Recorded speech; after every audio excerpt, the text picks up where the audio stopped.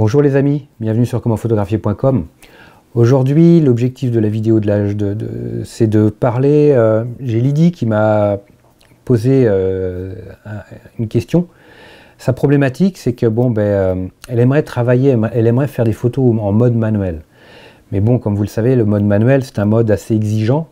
Et puis le problème, c'est que Lydie débute. Et que quand on débute et qu'on veut tout de suite se frotter au mode manuel, c'est toujours compliqué. Ça, j'ai déjà fait pas mal de vidéos à ce sujet, mais j'en referai une de plus. Mon objectif, attention, il ne faut pas se méprendre, c'est pas de vous dire interdiction du mode manuel, ne l'utilisez pas, non. L'objectif, c'est de se dire, comment on peut faire. Je sais que parmi vous, il y a des gens qui coûte que coûte, veulent faire des photos, veulent être en mode manuel.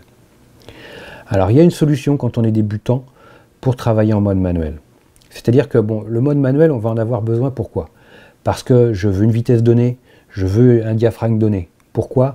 Parce que je vais avoir un sujet qui va bouger et je veux le figer. Ou je veux jouer avec son mouvement. Soit je le fige, soit je le laisse filer pour avoir un résultat artistique, graphique donné. Je veux un diaphragme particulier, pourquoi? Parce que j'ai une problématique de profondeur de champ.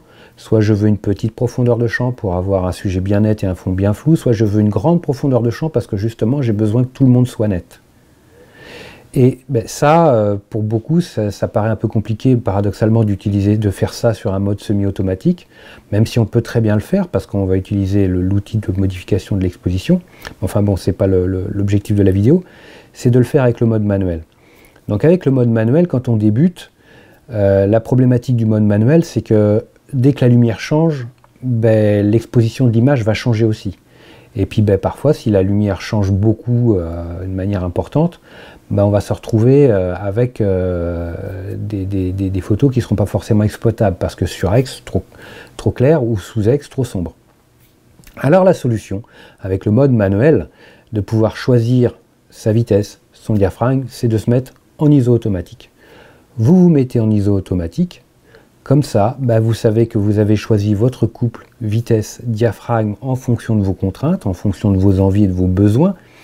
Et puis, vous laissez l'appareil photo vous mitonner la sensibilité ISO adaptée à votre scène pour que vos photos soient correctes au niveau de l'exposition. Donc voilà, tout simplement. Mettez l'ISO en auto.